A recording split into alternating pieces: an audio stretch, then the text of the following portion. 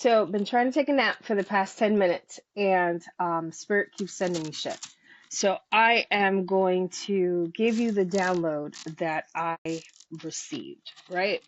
So there are going to be times, more times than you want to have, where you're going to hear doubt, you're going to hear fear, you're going to hear different things about the positive things that you're doing, or the positive relationships that you have. You're going to hear um, different things. So, what I learned to do, and I'm still learning how to do it, what I've learned to do is I have trained my overthinking, my, you know, spirals, my spirals and shit, like where I just spaz out and stuff. I have learned to weaponize it for my betterment. And I am learning to use it to move forward in what I need to get done. Right? I'll tell you why. And I'm so upset that they won't let me take a nap, but I'm so upset. We're going to continue. We got this. So, one of my main issues that I used to have was I would be, I would be like, oh, what if this happens? What if that happens? What if this happens? What if was like my middle name, and in everything that I did and everything I wanted to accomplish, it was always a kind of a scared rabbit type of thing where I was like, oh, but what if this happens? And what if that happens? And what if, and I used that trauma to catapult me into the stuff that I do now. You know, um, like right now, I'm wearing my own dress. This is a House of Kayla dress. Before, in like 2010, I would be like, no one's gonna buy the dress. No one's gonna want. Why am I designing? What am I doing? I'm wearing my own jewelry. Why am I making jewelry? I don't know. Fear. That's fear. That I don't know. What if it doesn't work out? What if? Now, the way that I've weaponized it is by listening to it. I listen to it. I listen to it. I listen to what it says, but I don't internalize it. Does that make sense to you? I don't internalize what I'm hearing as law. That's not what I'm doing. What I do is, I used to do that before. That's how I know. What I do is, I give it a seat. I say, sit down. What are you feeling? What's wrong? And I start asking myself questions. Did you publish something or create something that had a ripple? That's going to be for another video. I don't want to get into that, but that's for another video, right? Did you create a ripple? Is there a reason why you're freaking out right now? What's going on? And say, for instance, it's about the dress, because I'm wearing the dress now. So let's say it's about this dress, right? So I would be like, what if nobody buys it? I would say to you, because you're talking to yourself, I would say to myself, well, Keisha, if nobody buys it, we'll buy it. Do you want to buy it? If you don't want to buy it, then nobody else is going to want to buy it because it's not a good design. So do you want to buy it? And if I'm like, hell yeah, I want to buy it, I'm wearing it right now. And they're like, okay. So if you're the only one that worst case scenario, you're the only one that buys your clothes. That's still somebody buying your clothes, and it's just like, huh. And then it does something to your nervous system. I know it does for me. For me, it does something to, and I feel like this nervous system that everybody's talking about, it's just the versions of you that's gotten hurt. It's the versions of you that's gotten hurt, and they're all in one space. And every time something resembles something that happened to you when you were 15, it gets triggered. that 15-year-old you gets triggered and you call it the nervous system. Or something triggers your 2-year-old self. It's your nervous system that's all fucked up. You understand? Different things. And then that's why I work with clients to clear their childhood wounds, and clear what happened to them as kids.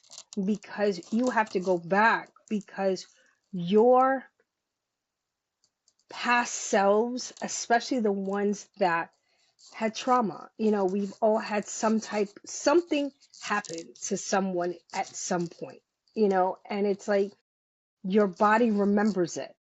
And if you believe in the multiverse, it's literally happening right now. So you're literally feeling it right now, right? So you have to take that little person, hold their hand, and explain to them what you're going to do to protect them in case this happens. Because what I've seen a lot of teachers teach is think better thoughts. Or I've watched teachers teach don't think those thoughts. Then I've watched teachers teach think the thought, have the thought, observe the thought. And it's like, okay. So I did all that. I tried to think better thoughts. I tried to go do something else. I tried to take a nap. I tried to take a nap to kill the momentum. I did all the stuff that I was told to do, and it still wasn't working for me. I was still spiraling. I was still not able to control and weaponize my own fear. And it was becoming a problem because it was stagnating businesses. It was stagnating my own thought process. It was making me stagnant. So I remember when I sat down and I was just like, and it was funny because it wasn't a download that I got. It was more along the lines of, what's wrong with you? Like, I literally was like, one day to myself, I was like, yo, what's wrong with you? You understand? Like, which, and I said to my spirit team, what Keisha is freaking out right now? Like, and it came to find out it was my 2-year-old self, or it was my 38-year-old self, or it was a specific time in my life that is being flicked. You understand? And it's fucking with my nervous system. But like I said, I believe your nervous system is just accumulation. Shut up. Accumulation of hurt. You understand? I feel like when your nervous system starts to go crazy, it's because something's being stirred up that needs to be cleared out. Does that make sense? So it's like it starts to stir it, and it stirs it from usually an old wound. Because even if you're scared now to do something, it's because somebody or something put that fear there. Because children, I have 3 of them, children are fearless until someone teaches them to fear. Until someone or something teaches them to fear, that's the only way that children stop being fearless. You understand? So what I do is, like I said, I sit down with it and I'm like, hey, what is the issue? Like, and I muscle test and I connect with it and I'm like, well, what are you trying? What are you afraid of? And then it'll be like, well, it didn't work the last time. So that I already know is something that needs to be cleared because I'm living in the past. I'm not living in the present because I am definitely not the same person I was 3 weeks ago, so I know for a fact I am a completely different person than the person who was starting in 2010, so I've accomplished a lot more. I've done a lot more. So it's like I understand how they're feeling because they had limited resources. That thought process was a thought process where things were limited. Your resources were limited. Your the love you had was limited. The support you had was limited. It it's not the same as it is now. So you now have to explain to the person or the you back then, we're not the same people now. You're good. I got you. And then you need to go and get it. Does that make sense to you? And once you explain, like I tell you, I'm not telling you what to do. I'm telling you what I did. When that happens to me, I sit down with it. Figure out if there's anything that needs to be cleared. I figure out if I'm feeling someone else's energy. I figure out if I figure out I have a whole protocol checklist when it comes to not being okay. You understand? But in that checklist, it is talking to the fear. You talk to it. You talk to it, and then you explain to it what you're going to do just in case that happens. Instead of saying, no, that can't happen, no, that won't happen, and like just being oblivious to it. No, plan for it. Plan for nobody to buy the dress. If nobody buys the dress, like, is it going to be bad? Like, what does that mean? Another thing, you can't attach meaning to things, but that's for a different video. But yeah, so you ask it, well, what's your problem? Right? I'm sorry, I know this video is all over the place. I wanted to take a nap, but I know this video is all over the place. But yeah, so you sit down with it, you say to it, okay, what is the issue? And then it will show you what I don't know about yours, but I know mine is like, oh, I'm happy you asked. I was waiting for you to say something. So it's like you ask it what it is, it tells you what the issue is, right? And then once it tells you what the issue is, you don't dismiss it. You sit it down like it's a person. You sit it down like it's a child. You sit it down like it matters to you, because it does. It's you. You understand? If you cannot take time out to counsel yourself, it makes no sense to go to pay someone to counsel you. You can't even counsel yourself. So if you can't listen to yourself and get in tune with yourself, it's going to be a very difficult thing for you sitting there in a therapist chair just talking about your feelings, because you're talking about it, but you're not doing anything about it. What I'm showing you is, yes, you see what's going on. You know what the feelings are. You know what's going wrong. You know what happened before. And you're talking to that version of you from before, and you're explaining to them who you are now. And you're going to make a contingency plan just in case they're right. You keep fighting yourself like you don't know you. You understand? There are certain things that you know if it goes sideways, you're gonna have to take a knee, and you're gonna have to rebuild your heart. You're gonna have to rebuild your trust in just everything as well as yourself. So if you know all these things and you are doing stuff to protect you, because that's what it is. Stop treating it like it's a foreign threat. When you have a thought that you're like, I don't know, man, this is making me nervous, look at it.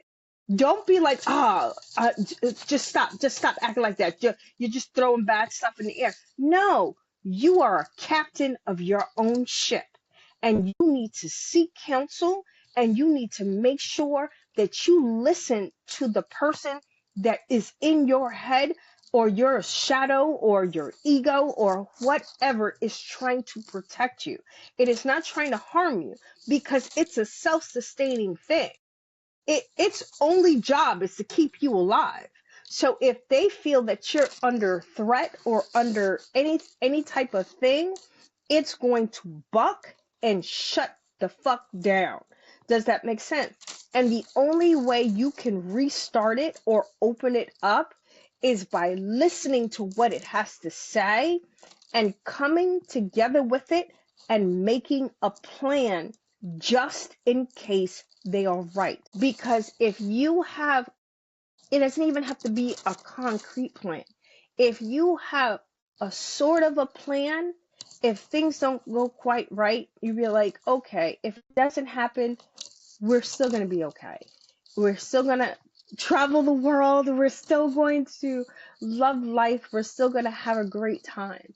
And you keep explaining to that person, your younger self, your baby self, whatever. You explain to that to it that I got you.